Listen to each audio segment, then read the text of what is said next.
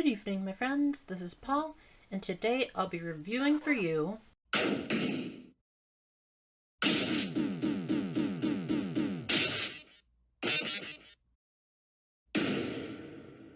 Deltarune, Chapters 3 through 4 for the Nintendo Switch. No.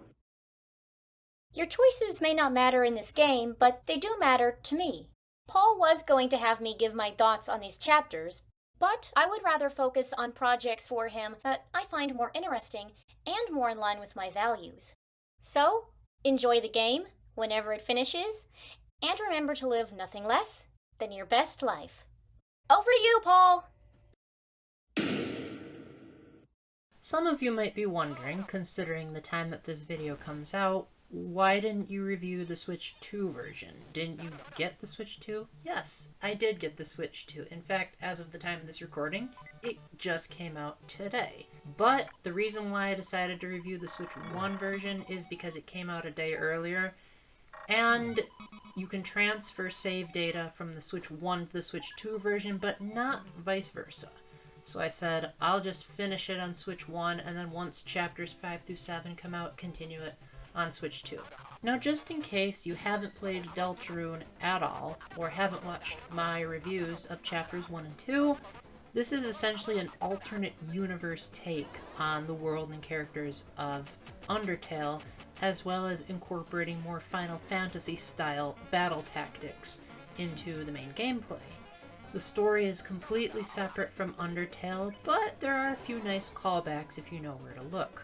It was also made by the same creator, Toby Fox, although this time he has way more people helping him out.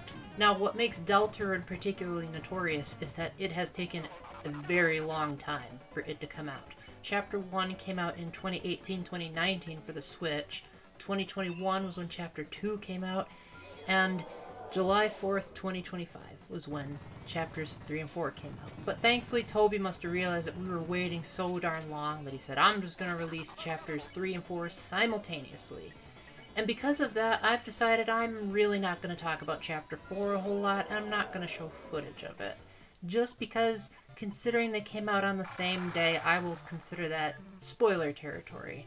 Besides, there's not too much different from a fundamental gameplay perspective in Chapter 4 that you need to know about anyway. So the premise of Chapter 3 is that it's the first saga in the Deltarune chapters that is paid.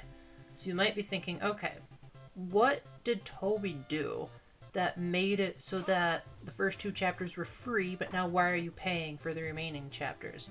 Put simply, the production values are significantly better. Sure, it's still made in RPG Maker, so the graphics are relatively simplistic, and even on Switch 1, it takes a ridiculously short time to download from the eShop, but there are some animations and some battle sequences that feel like a lot more effort was put into them, and you thought you saw everything in the first two chapters. This game is gonna make a fool out of you. In fact, I would say a general rule of thumb is don't get cocky when you're playing this, as you could easily get clobbered by some of the earliest battles, because Toby is expecting you to have mastered the other two chapters. And if you thought, well, I beat the secret bosses, yeah, no, you're still gonna get clobbered. So, from a gameplay perspective, there's not too much different here. The main premise is that Chapter 3 takes place in a world that's based on television shows and game shows and old-fashioned TV. And so because you're on a game show for the majority of the time, you will sometimes earn points instead of dollars. You'll still have some dark dollars here and there, but there are certain shops and certain things that you can only get if you have enough points. The easy way to get points, get good.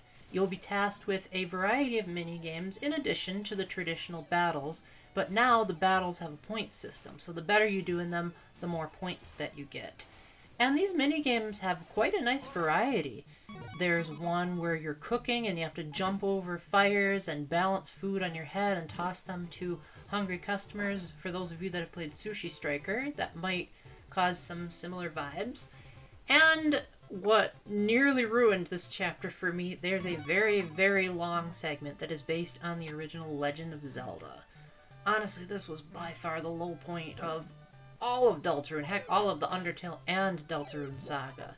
It felt like it dragged on for way too long, I didn't play Zelda 1 until well into my adulthood, and I still don't really like that game that much. I know it birthed the modern adventure genre, but I'm the type of person that looks at the context of something as it is, as opposed to what it was. And it just hasn't aged very well, and this parody, admittedly, it's not quite as cryptic as Zelda 1, but it still felt like I really didn't understand most of the answers, and I spent hours just wandering around the map saying, what the heck am I supposed to do?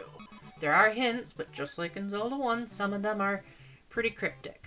However, once you get past that Zelda section, the rest of the game is back to what we all know Toby is capable of. The writing is often very humorous, not quite as self-aware as Undertale, unless if you know where to look, but Toby's brand of writing is still very funny. I still took plenty of captures with my Switch capture button. Maybe the last time I do that, considering the Switch 2 is out, so what a way to go out.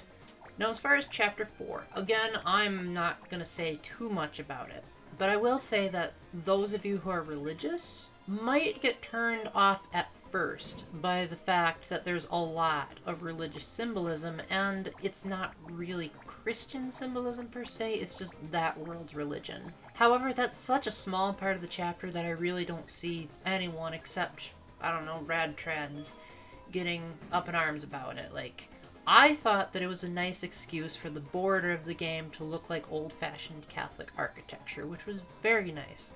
And it gave the overall areas a very pleasant feeling to them. Chapter 4 is much more on cool moments and wowing you with like, oh wow, I see why this is a paid experience, and having more story moments as opposed to just a bunch of variety like Chapter 3 was, whereas that one tried to say how many genres can we squeeze into this.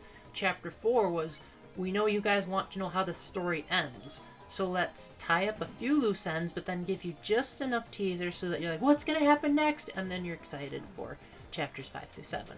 So overall, I would say that if you really like chapters 1 and 2, you're probably going to like most of chapters 3 and 4.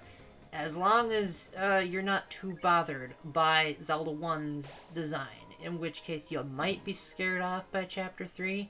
But hopefully if you either have a guide and are really good at deciphering cryptic puzzles, then it's well worth it to get to the finale of Chapter 4. I will warn you though, that final boss in Chapter 4, I would say is about as hard as some of the secret bosses in Chapters 1 and 2. And oh, those guys were so difficult that some people have compared them to the final battle in the Genocide route of Undertale. Now, I played this game Pacifist, and I'm glad to report that the game actually makes it even easier than in the previous chapters to be Pacifist, because it seems like the enemy AI has been toned down a bit so that they're not quite as fast on the overworld, and they don't seem to have really crazy telescope vision that can spot you from eons away. I mean, obviously there are still some fights that you're going to have to do, but you can avoid more of them.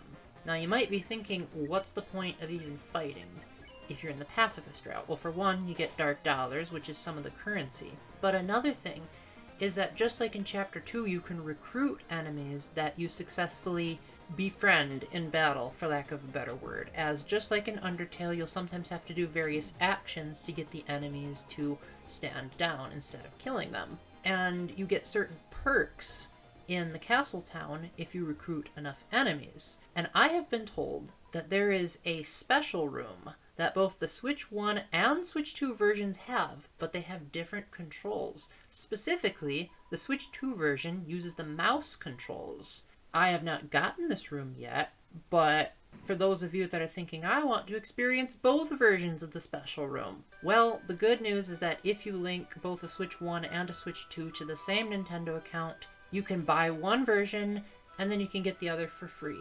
So you can get the special room in both versions. And these chapters are honestly really short. Like, if you know what you're doing, you can probably beat all 4 chapters if you start from scratch in probably a day.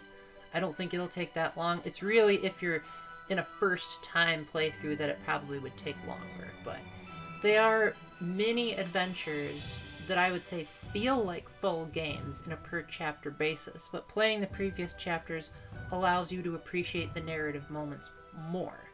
and that's why chapters 1 and 2 were eligible for my Games of the Year lists in the past.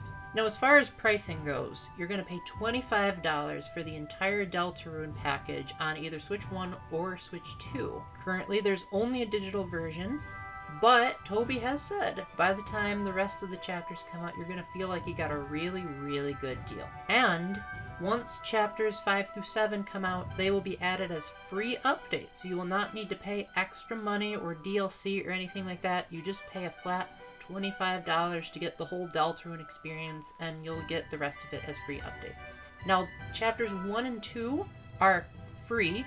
Now they're considered a demo. When they first came out, they were just considered free games. But if you go on the eShop, you can play chapters 1 and 2 without paying any money. And they're pretty substantial chapters. Like, you'll probably feel like you're getting 2 full-length games for the price of free. And then if you like that enough, I think you'll probably really like chapters 3 and 4, especially if you're invested in the narrative that Toby is trying to tell and want some good character development, more pretty good music. Nothing quite as iconic as what I heard in chapters 1 and 2, but still a very pleasant soundtrack, some surprisingly good visuals for the minimalistic style that Toby is trying to do, and overall just more of the great bullet hell action with a few genre busters here and there to make things more interesting. I highly recommend giving it a try. If there's a physical version down the line, I suppose renting could be viable, but again, you get chapters 1 and 2 for free anyway, so you might as well just play those, and if you got your fill from there, then just don't buy the rest of the chapters. I can't believe I'm in an era where I'm discouraging renting, but I do think that Toby and his team have made it a very good deal. And I think that you will get your money's worth with or without paying for the full package. So with that, thank you very much for watching, my friends. Please let me know in the comments what you think of the review. Let's start a conversation. And until the next time, remember to keep the faith, stay epic, and God bless. Bye!